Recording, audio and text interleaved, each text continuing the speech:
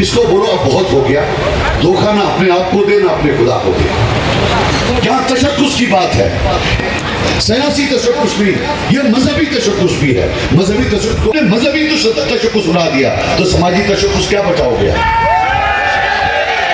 समाजी तशक्कुस हम बचाएंगे इंशाअल्लाह, कश्मीरी कौम का। बाकी झूठ में ना जाना, इस इलेक्शन से निकलेगा डेवलपमेंट और निकलेगी डिग्निटी। जब मैं डिग्निटी की बात करता हूं, मैं बोलता हूं ये एफआईआर का कल्चर खत्म, पुलिस वेरिफिकेशन सिस्टम का कल्चर खत्म। मैं पिछले 4 महीने से बोल रहा हूं और इंशाल्लाह इसके लिए हम पूरी कोशिश करेंगे। मुझे लगता है बारिश बहुत हो गई, बैठोगे?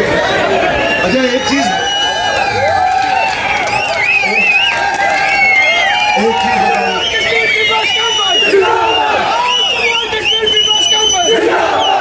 अच्छा मैं एक बात बताऊं, एक तो झूठ भी है, नकाल भी बहुत है। आपको याद होगा, आपने फोन पर देखा होगा, 4 महीने से मैंने एक मुहिम छेड़ रखी है, पुलिस वेरिफिकेशन सर्टिफिकेट। यहाँ इनकी औकात, सियासी औकात ब्रेन या बंड से ज्यादा नहीं, याद रखना। वो कुकड़ी होती है ना, कुकड़ी जिसको प्राय